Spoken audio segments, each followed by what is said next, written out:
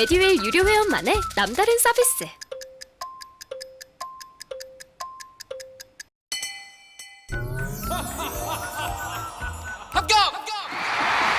합격하고 돈도 받는 혜택. 오직 에듀윌 유료 회원에게만. 에듀윌.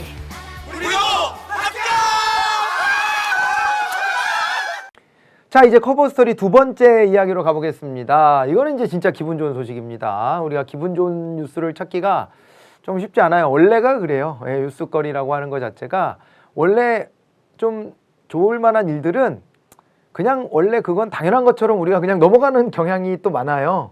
예, 그렇게 많고 뭔가 좀 이렇게 불편한 것들이 자꾸 뉴스거리로 다뤄지기 때문에 항상 이제 뉴스를 보면 기분 좋은 뉴스보다는 기분이 별로 안 좋은 뉴스가 많아요. 네, 기분 좋은 뉴스라고 하면은 뭐 누가 누구를 위해서 뭐 헌신했다 뭐 했다 이런 걸 텐데 그런 뉴스들은 또 조금 듣다 보면은 그냥 뭐 저건 당연한 거 아니야 뭐 이렇게 또 인식이 되거나 뭐 늘 똑같은 얘기네 뭐 이렇게 될 수가 있거든요. 그런데 이렇게 이제 우리를 불편하게 하는 것들은 상당히 이제 뭐라고 그럴까요? 나한테도 스트레스를 좀 주니까 그래서 그런지 각인도 잘 되고 사람들이 예민하게 받아들여요. 그러다 보면 또 언론사에서도 그런 뉴스들을 많이 또 소개할 수밖에 없고 또 이제 그렇게 해야지만 또 문제점이 있는 것도 개선할 수는 있겠죠. 이제 그렇게 세상은 돌아갑니다. 그러다 보니까 기분 좋은 뉴스를 찾기가 어려운데 이렇게 우리가 뭔가 성장, 발전 뭐 이런 거와 관련된 뉴스는 우리가 도달하지 못했던 경지에 이제 새롭게 도달한 거니까 이거 뉴스거리가 되잖아요. 그러면서 기분도 좋게 해주고 뭐 그런 겁니다. 그래서 이게 어떻게 보면 저쪽 과학 이쪽에 실려도 되는 거지만 커버 스토리 쪽으로 쏙 빠져나와 있습니다. 한번 볼까요? 누리호 첫 실용 발사가 성공했다. 실용 발사라는 말 대목 한번 봐두시고요. 그 다음에 우주 강국 G7 진입 쾌거다 이렇게 하는데 원래 이거는요 G7 모임 있잖아요. 경제력을 기준으로 해가지고 서방 선진국들의 모임으로 뭐 Gmet 이렇게 해서 부르잖아요. 이제 그렇게 부르는 걸 갖다 응용해서 여기다 G7이라고 한 겁니다. 자, 이제 한번 볼까요? 한국 우주개발 역사상 처음으로 실용 위성을 실은 한국형 발사체 누리호가 5월 25일 이루어진 3차 발사에 성공하고 위성을 계획된 궤도에 안착시켰다. 이렇게 나왔습니다. 이로써 우리나라는 우리 땅에서 우리 발사체로 우리 위성을 원하는 시간과 궤도에 언제든지 쏘아 올릴 수 있는 독자적인 우주 수송 능력을 갖추게 된 것으로 평가를 받고요. 그러니까 이제 이 우주 발사체 안에다가 필요한 위성들을 여러 개를 넣어가지고 한꺼번에 보내버린 거잖아요. 그죠? 그거를 이렇게 설명하고 있는 것이고 민간이 우주 개발을 주도하는 이제 스페이스 시대가 열리고 있다. 그러니까 이게 기존에는 미국의 나사로 대변되는 우주 개발이 있었죠. 뭐 중국이나 러시아도 마찬가지입니다. 우주 개발에 앞장서 있는 국가들인데 이 국가들이 보면 다 이제 국가의 주도로 국가가 뭐 워낙 투자비가 막대하니까요. 여기다가 이제 투자를 하고 그래서 이제 이거는 이제 관이 주도하는 형태로 우주 개발이 이루어져 왔는데 요즘에 보면 이제 우주 관광 산업을 열겠다라고 하면서 여러분들이 아주 좋아하는 유명한 CEO 일론 머스크도 나서서 그죠? 민간 이제 우주 개발 사업에 뛰어들어 있는 상태잖아요. 그럼 몇몇 회사들이 업체들이 있습니다. 그래서 이렇게 이제 민간이 우주 개발을 주도하는 것을 뉴 스페이스 시대라고 하는데 우리도 이게 좀 가능하지 않을까 이런 이제 기대감이 생겼다는 거예요. 자, 그래서 이제 우리가 우주산업 생태계 활성화를 통한 우주경제 시대에 한 발 더 다가서고 있는 거 아니냐 이렇게 하고 있고요. 자체 제작한 위성을 자체 제작한 발사체 탑재해서 우주궤도에 올린 나라가 지금 보니까 그러니까 발사체도 우리 기술로 그리고 그 안에 실려져 탑재돼서 올라간 위성도 우리 기술로 이렇게 된 것이 몇몇 나라가 없다는 겁니다. 지금 보니까 이제 미국 당연히 들어와 있고요. 프랑스, 일본, 러시아, 중국, 인도 요 정도밖에 안 된다는 거예요. 여기에 이어서 우리나라가 세계 7번째라고 하는 겁니다. 저도 문과 출신이지만 그런데 이과 나와서요. 우리나라의 어떤 산업 발전이나 이렇게 기술 발전에 기여하는 이 공학자들을 보면 정말 경외심이 들 정도예요. 정말 고맙다는 생각 많이 듭니다. 저처럼 막 입만 살아가지고 이렇게 떠들면서 살고 있는 사람하고는 비교할 수 없을 정도로 우리 사회에 끼치는 이 긍정적 순기능들이 굉장히 많아요. 여기 연구실에 들어가가지고 이 자기 인생을 걸고 말이에요. 이런 기술들을 만들어내는 이 과학자들, 열악한 조건 속에서도 아주 빠르게 기술 개발을 해서 경제 성장도 가져왔고 이런 우주 시대도 열고 있는 이런 과학자들의 이 업적과 기여는 우리가 진짜 사회적으로 높게 평가해야 합니다. 진짜. 그래서 이제 어떤 적은 비용으로 아주 우수한 결과들을 많이 만들어내고 있고 그리고 이제 그 속도도 매우 놀라울 정도다. 이렇게 봐야 되는 거거든요. 그런 점에서 이 공학자들, 과학자들한테 진짜 우리 한번 박수 한번 보내고 가야 될 것 같아요. 정말 대단합니다, 진짜. 자, 그래서 우리나라가 이제 7번째로 우리나라보다 작은 나라 있어요? 국력이 작은 나라가 있습니까? 없잖아요. 우리가 이제 여기에 맨날 이렇게 딱 몇 손가락 안에 들게 이렇게 낀다는 것 자체가 너무 놀라운 일입니다, 사실은. 자, 이제 이런 것들을 해내고 있고요. 자, 이제 그리고 볼까요? 누리호 3차 발사에는 주 탑재 위성 1기가 들어갔고요. 주 탑재 위성이 탑재 위성이 7기가 들어가서 총 8개의 위성 등 국내 대학과 연구기관 기업체가 제작한 실용급 위성이 처음으로 다 같이 탑재가 됐다는 거예요. 주 탑재 위성이 어떤 거냐면 차세대 소형 위성 2호인데 이것의 주요 임무는 독자 개발한 합성 개구 레이더의 지구 관측 성능을 확인해 보는 것이다. 이렇게 되어 있고요. 부탑재 위성들도 이 부탑재 발음이 잘 안 되네요. 부탑재. 예. 부탑재 위성들도 우주 방사능 측정, 우주 날씨 미세 구조 관측, 우주 쓰레기 경감 기술 실증 등 각각 임무를 수행할 예정이 있다. 이렇게 되어 있습니다. 다 성공적으로 작동을 하는데 한두 개 정도가 좀 이제 시간도 걸리고 하나는 또 제대로 발사가 안 되고 뭐 이랬다고는 합니다. 예, 그렇지만은 대체로 다 성공적으로 다 이제 안착했다. 이렇게 이제 평가를 하고 있어요. 자, 그러면서 이제 우리가 앞으로 어떻게 나아갈 계획이냐. 3차 발사로 실제 우주 수송 능력을 입증을 했잖아요. 그래서 4차 발사로 2025년 차세대 중형 위성 3호를 탑재할 계획이고요. 5차 발사는 2026년 초소형 위성 2에서 6호, 6차 발사는 2027년 초소형 위성 7에서 11호를 탑재할 전망입니다. 정부는요, 누리호보다 높은 성능을 가진 차세대 한국형 발사체 연구에도 돌입했대요. 누리호보다 또 업그레이드 버전을 준비하고 있는 거죠. 2023년부터 2032년까지 진행될 차세대 발사체 개발 사업에 2조 132억 원을 투입할 계획을 가지고 있습니다. 차세대 발사체는 위성 수송뿐만 아니라 달 탐사 능력 확보가 목표다. 이렇게 되어 있고요. 2030년 차세대 발사체 달 궤도 위성을 싣고 발사할 계획입니다. 이후에는 2031년 달 착륙 시험선. 우리 달 착륙도 해보려고 하는 거죠. 2032년 달 착륙선 최종 모델을 실을 예정이다. 이렇게 되어 있으니까 불과 이제 10년 뒤 얘기인데 10년 뒤에 우리가 이제 달나라에 직접 착륙할 수 있을 것인지 이것이 이제 기대가 되고 있는 상황이고요. 그리고 이제 우주항공청 설치를 이제 정부가 이제 약속하고 있는데 다만 이제 야당에서는 우주항공청 말고 대통령 직속으로 이런 관련 기구를 설치하고 그리고 이제 거기를 장관급 자리로 두자 뭐 이렇게 하고 있나 봐요. 그러니까 뭐 여야 간에 이걸 서포트할 수 있는 이런 사업을 서포트할 수 있는 정부 기관이 필요하다는 것은 다 동의가 되고 있는 것 같고요. 그 형식 같은 걸 둘러싸고 아직 뭐 합의까지는 못 간 것 같은데 그 합의가 이루어진다면 뭐 그러면 이제 곧 이거 이제 주무 부처가 또 이제 생기는 그런 상황도 이제 목격이 될 예정입니다. 자, 이제 그렇게 되고 있습니다. 자, 이 정도 이제 기분 좋은 소식은 마무리하고요. 또 이제 논쟁거리로 한번 들어가 보도록 하겠습니다. 이번에는요, 정책정 쪽으로 넘어가 보는데 야간 집회 금지법 여야 충돌이 있습니다. 저도 이거 좀 유심히 보고 있습니다. 왜냐하면 이게 헌법학적으로 또 국민의 어떤 기본권 차원에서 굉장히 예민한 부분이에요. 이게요, 가볍게 지나갈 수 있는 그런 차원의 얘기는 아닙니다. 굉장히 예민할 수밖에 없는 그런 이슈입니다. 그래서 이 부분을 우리가 잘 들여다봐야 되는데 야간 집회 금지법 여야 충돌을 했습니다. 국민의힘 여당이죠.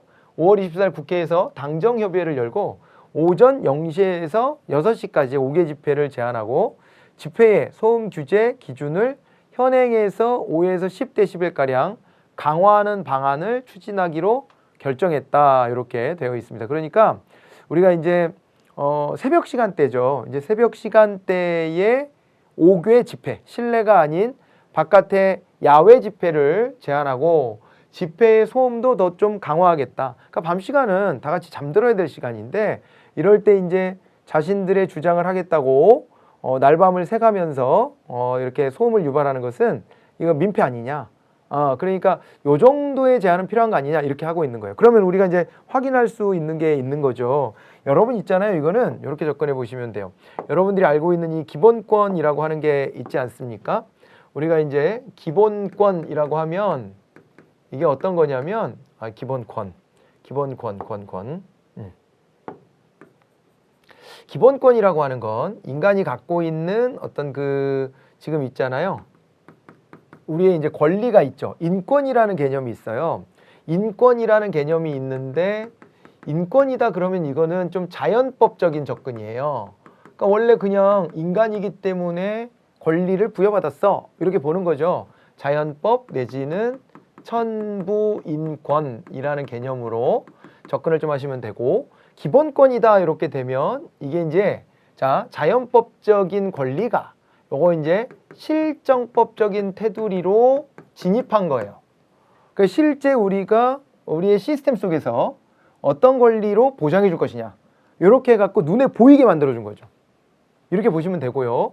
우리의 기본권을 보게 되면 이게 이제 어떤 것들이 있냐면요.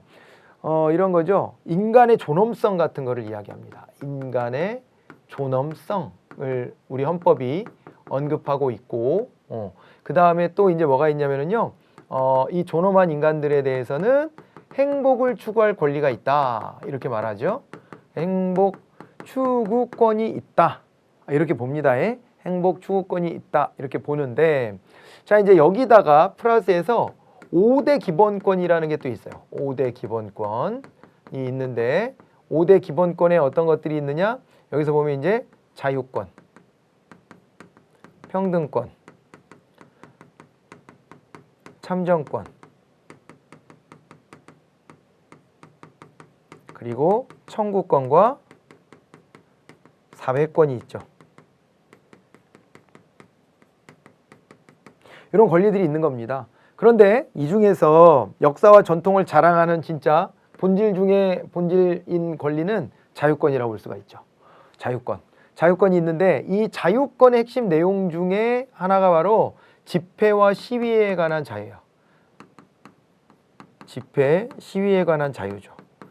그러니까 이제 시위는 나가서 막 어디 막 이동해 가면서 어디론가를 향해 가면서 진행하면 시위가 되고요. 한 자리에 모여갖고 뭐 이제 자기들끼리 모여서 주장을 하고 연설하고 그거 듣고 박수 치고 하면 집회다. 이렇게 보시면 되는 건데 이 집회와 시위의 자유가 있어야 되는 것. 요게 이제 자유권의 핵심인 이유는 자유라고 하는 것은 국가로부터 부당한 간섭과 압력을 받지 않을 것인 거거든요. 그렇기 때문에 국가가요. 우리의 삶에 개입하는 것은 최소한에 머물러야 된다라고 보는 거예요. 그래서 나머지들은 알아서 스스로가 선택할 수 있게끔 냅둬야 되는데 이런 부분들을 자유권으로 묶다 보니까 집회나 시위의 자유도 당연히 보장돼야 된다라고 보는 겁니다. 이 점에 대해서는요. 뭐 반론이 없죠. 우리가 민주주의 국가를 살고 있는데 어떤 정치 세력이라고 한들 이 집회와 시위의 자유는 제한돼야 돼요. 라고 하는 걸 원론으로 삼진 않아요. 집회와 시위의 자유는 최대한 보장돼야 된다는 것에서는 반론이 없습니다. 그런데 이제 문제는 뭐냐면 그 어떤 권리를 할지라도 이것이 공동체적인 질서 유지나 그 다음에 또 이제 국가 안보나 혹은 있잖아요. 이제 공공의 이익을 침해한다라고 볼 때는 이 기본권도 제약이 가능하다라고 보는 거거든요. 기본권도 제한이 가능하다라고 보는 것인데 이제 그렇게 놓고 보면은 어떻게 되냐면은요. 자 이제 요거예요. 국민의힘 입장에서는 아니 남들한테 피해를 입히면서까지 집회를 하는 것은 아니지 않냐. 그렇기 때문에 오전 0시부터 6시까지 5개 집회는 제한하자. 그리고 집회에 소음 규제도 좀 하자. 이런 입장인 거예요. 근데 왜 갑자기 여당이 이 시점에서 이런 이슈를 들고 나왔나 보니까 이게 이제 집시법 개정에 나선 배경이 지난 5월 16일 전국 민주노동조합 총연맹 민주노총 건설노조의 1박 2일 노숙 집회 때문이었다라고 하는 겁니다. 이때 보니까 뭐 밤에 시끄럽게 떠들고 그 다음에 또 구호 외치고 뭐 그 다음에 술 먹는 사람, 담배 피는 사람, 뭐 심지어 노상방뇨 했던 사람 뭐 이런 사람들도 있었다. 이게 도대체 뭐 하는 짓이냐? 뭐 이렇게 이제 불편함을 호소한 사람들도 있었고 해서 이걸 계기로 해가지고 새벽에까지 이렇게 모여서 어떤 액션을 취하는 것에 대해서는 금지를 하자 이런 이제 주장을 하고 나선 것입니다. 물론 반론도 있습니다. 지금까지 우리가 야간 집회가 허용이 된 이후에 그로 인해서 무슨 사고, 사건 발생 이런 거는 거의 없어요. 찾아볼 수 없거든요. 그런데 이제 경범죄에 해당되는 것들의 행위들이 좀 있었다는 거잖아요. 그런 것들이 있었는데 만약 그게 문제라면 그런 행위를 한 그러니까 노상방뇨는 뭐 어디에서나 금지되는 거니까 그러면 그런 행위를 한 개인의 문제로 치부할 일이지 그거가 이유가 돼가지고 우리에게 주어져 있는 집회와 시위의 자유를 제한하는 것이 옳으냐에 대한 반론도 있긴 해요. 그 지점도 한번 생각해 보세요. 그러니까 개인의 일탈이 있다 그래서 이제 저 출발선이 됐던 이런 근본적인 문제까지 제약을 가하는 것이 옳으냐 이런 얘기가 있다는 거예요. 그런 것도 한번은 생각해 보시고요.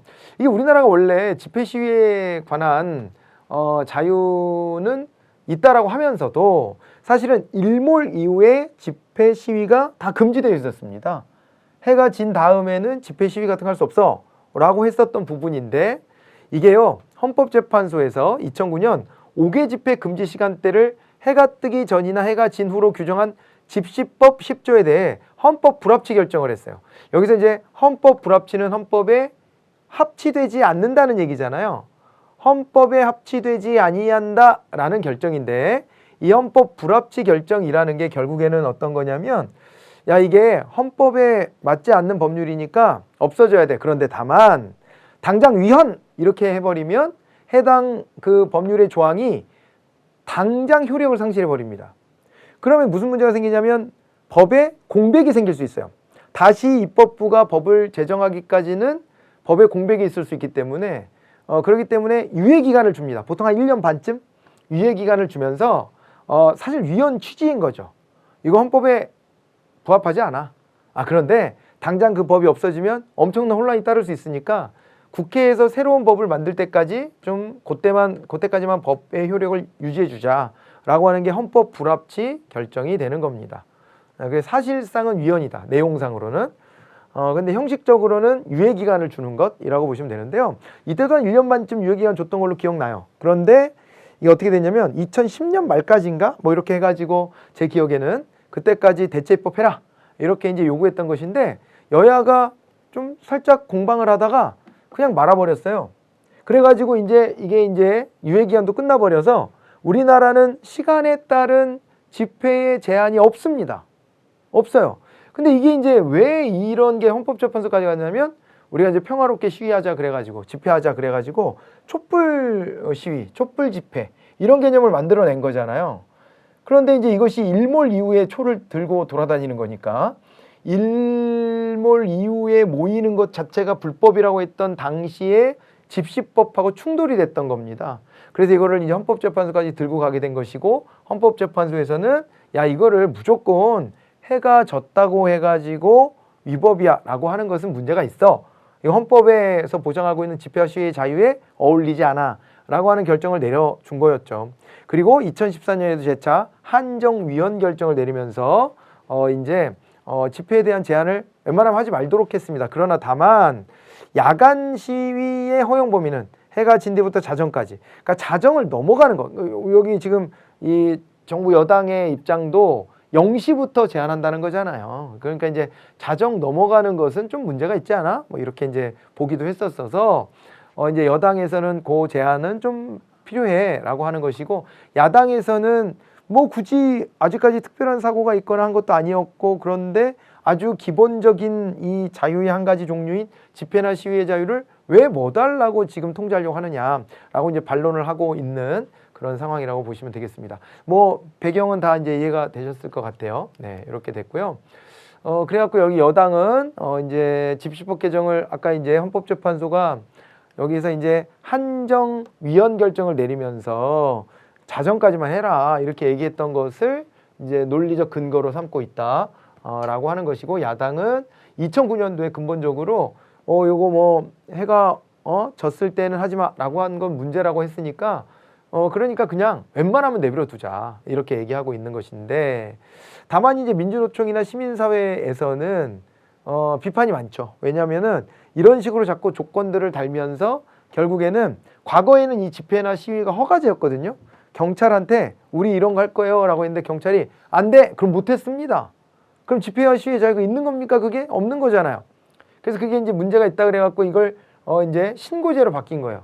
나 언제 몇 시부터 몇 시까지 뭘 할 거예요. 어느 장소에 뭘 할 거예요. 그러면 예외적으로는 안 되는 경우가 있어도 원칙적으로는 다 허용해 줘야 되거든요. 그래서 이거를 정부가 나서서 자기네가 판단할 수 있는 여지는 굉장히 축소시켜 놓은 겁니다.